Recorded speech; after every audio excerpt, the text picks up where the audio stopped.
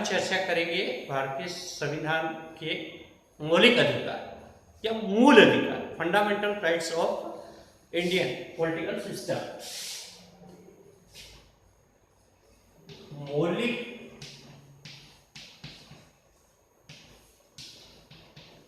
अधिकार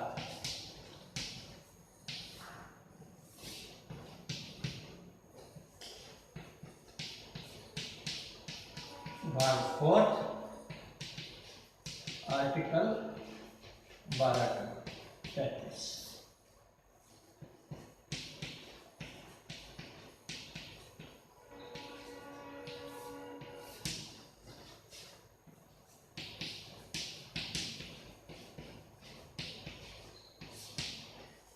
विद्यार्थियों, अपन चर्चा करेंगे मौलिक अधिकार, यानी कि व्यक्ति के अपने मौलिक अधिकार कौन कौन से हैं या क्या है। विद्यार्थियों, सबसे महत्वपूर्ण बात समझने की ये है कि जब से मानव समाज अस्तित्व में आया है तब से लगा करके आज दिन तक व्यक्ति व समाज के मध्य, व्यक्ति व व्यक्ति के मध्य सदैव मौलिक अधिकारों को लेकर के, अपने अधिकारों को लेकर के सदैव टकराहट की स्थिति रही। सबसे पहले प्रत्येक व्यक्ति अपने अधिकार तो चाहता है, लेकिन कर्तव्य का पालन कोई नहीं करता है। इसलिए सदैव संकट की परिस्थिति रही है। अब देखिए, भारत की संविधान सभा ने आयरलैंड के संविधान से प्रभावित होकर के संविधान के चौथे भाग में अनुच्छेद 12 से 35 के मध्य मौलिक अधिकारों की विवेचना की है। हमारे ये जो मौलिक अधिकार है, ये भारत के संविधान में स्पष्ट रूप से इनका विवेचन मिलता है। हाँ, तो अपनी चर्चा चल रही थी मौलिक अधिकार। तो मौलिक अधिकार व्यक्ति और समाज के बीच में ये जो संकट है, अधिकारों को लेकर के जो ये व्यवस्थाएं है, इसको लेकर के सदैव कसमकस की स्थिति रही। सबसे पहले मेग्ना कार्टा 1215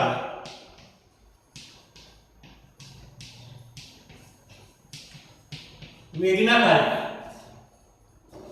ब्रिटेन में व्यक्ति के अधिकार को लेकर के सबसे पहले मेग्ना कार्टा आया। उसी ब्रिटेन में व्यक्ति के अधिकार की बात को और बल मिला। Glorious revolution in England, England में गौरवपूर्ण क्रांति हुई 1681 में।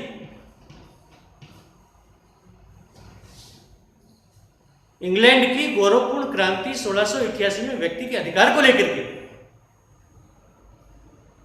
अमेरिकी क्रांति 1789,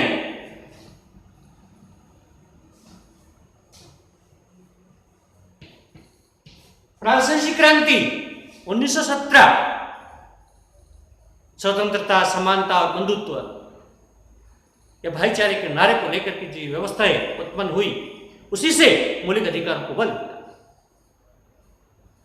भारत के संविधान में मौलिक अधिकार की यह सारे आयाम हैं, ये सारे जुड़ते हैं। 1948 मानवाधिकार का जो आयाम है वो भी इसी में जुड़ता है।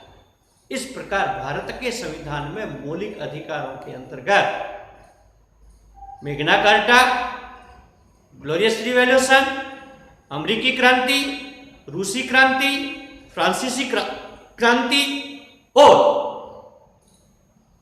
संयुक्त राष्ट्र संघ का मानवाधिकार आयोग, इन सभी आयामों के अलावा अपन ने पूर्व में ही चर्चा की है, आयरलैंड के संविधान से प्रभावित होकर के हमारी संविधान सभा ने मौलिक अधिकारों को विवेचित किया है, समझाया है। संविधान के चौथे भाग में अनुच्छेद 12 से 15, अनुच्छेद 12 से लगा करके 35 के मध्य जो मौलिक अधिकारों की विवेचना मिलती है, तो भारत के मूल संविधान में 7 प्रकार के मौलिक अधिकार थे। कितने? 7 प्रकार। विद्यार्थियों, एक मौलिक अधिकार 44वें संविधान संशोधन के तहत 1976 में उसको निलंबित किया गया और उसको क्या बनाया गया, पर्सनल एंड लीगल, पर्सनल और लीगल, व्यक्तिगत और कानूनी अधिकार के रूप में उसे अनुच्छेद 300 के बाद 300 का में रखा, संपत्ति का अधिकार। अब ये 6 जो मौलिक अधिकार है ये कौन कौन से हैं? सबसे पहले समानता का अधिकार। इसका समानता, समानता का अधिकार है जो आर्टिकल 14 से 18 के मध्य है। पहला ही अधिकार है समानता का अधिकार, 14 से 18 के मध्य है। तो प्रश्न ये पैदा होता है कि आर्टिकल 12 और 13 में क्या है? तो विद्यार्थियों, आर्टिकल 12 में स्टेट, राज्य को परिभाषित किया है। राज्य व्यक्ति के मौलिक अधिकारों की सुरक्षा करेगा, व्यवस्था करेगा। या राज्य का तात्पर्य उस निकाय, संस्था या बॉडी से है जो कानून बनाने का कार्य करती है। अगले ही आर्टिकल 13 में मौलिक अधिकारों को वाद योग्य बनाया है कि मौलिक अधिकार वाद योग्य होने चाहिए। वाद योग्य का तात्पर्य है कि यदि आपके किसी व्यक्ति के मौलिक अधिकार का हनन होता है तो आप उस मौलिक अधिकार की प्राप्ति के लिए संविधान के अनुसार न्यायपालिका में उसको प्राप्त कर सकते हैं। तो विद्यार्थियों, ये जो मौलिक अधिकार की व्यवस्था है ये आर्टिकल 12 और 13, यही बात आर्टिकल 36 में भी वापस आएगी। जब directive principle of state policy पर हम चर्चा करेंगे, राज्य के नीति निर्धारक तत्वों पर चर्चा करेंगे, तो वहां पर भी राज्य को पुनः परिभाषित किया गया। प्रतियोगी परीक्षा में जब आप IAS का, UPSC का, UPPSC का, HPPSC का या राजस्थान लोक सेवा आयोग RPSC का कोई भी एग्जाम देते हैं तो उसमें जो जीके में ये चीज कवर होती है। उसमें पूछा जाता है कि निम्नलिखित में से कौन से आर्टिकल में राज्य को परिभाषित किया गया है। तो उसमें आर्टिकल दिया हुआ होता है आर्टिकल 9, आर्टिकल 10, आर्टिकल 11 या आर्टिकल 12। तो विद्यार्थी कंफ्यूजन में हो जाता है। वो कहते हैं राज्य को तो संविधान के पहले भाग में ही समझाया गया है। पहला भाग में आर्टिकल 1 से 4 तक ही है, ये आर्टिकल इनमें से कोई भी नहीं। तो उसका जो ये ऑप्शन होता है इनमें से कोई भी नहीं, बच्चे वो करते हैं। वो भूल जाते हैं कि राज्य को आगे जब directive principle of state policy हो या फंडामेंटल राइट्स हो, मौलिक अधिकार हो, या राज्य के नीति निर्देशक तत्व, वहां पर भी उसको परिभाषित किया गया।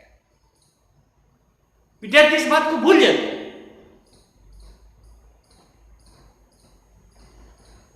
तो हमने अभी चर्चा केवल इस तरह की है कि भारतीय संविधान के मौलिक अधिकार संविधान के चौथे भाग में अनुच्छेद 12 से 35 के मध्य मौलिक अधिकारों की विवेचना की गई है। भारत की संविधान सभा, मेग्ना कार्टा, ग्लोरियस रिवॉल्यूशन, फ्रांसीसी क्रांति, अमेरिकी क्रांति, रूसी क्रांति तथा संयुक्त राष्ट्र संघ के मानवाधिकार आयोग से प्रभावित होकर के इन मौलिक अधिकारों को रखता है। और उससे भी पहले अपन ने चर्चा की कि जो मौलिक अधिकार है वो राज्य के विरुद्ध व्यक्ति के दावे हैं। मौलिक अधिकार को यदि 10 शब्दों में परिभाषित करना है, सबसे संक्षिप्त यदि शब्दों में यदि उसको समझाना है, तो हम कह सकते हैं मौलिक अधिकार राज्य के विरुद्ध व्यक्ति के दावे। मौलिक अधिकार राज्य के विरुद्ध व्यक्ति के दावे, ये सबसे उसकी संक्षिप्त परिभाषा है।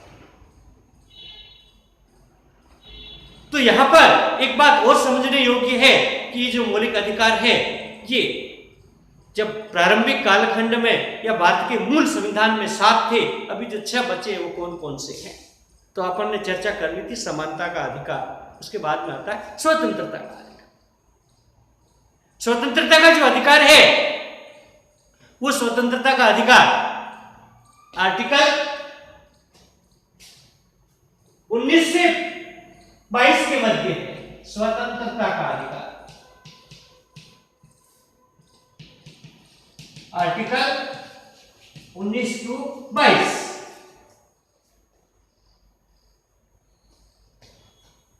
शोषण के विरुद्ध अधिकार,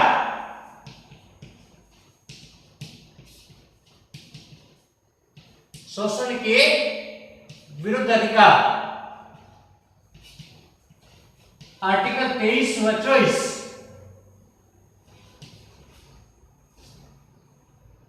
धार्मिक स्वतंत्रता का अधिकार आर्टिकल 25 से 28।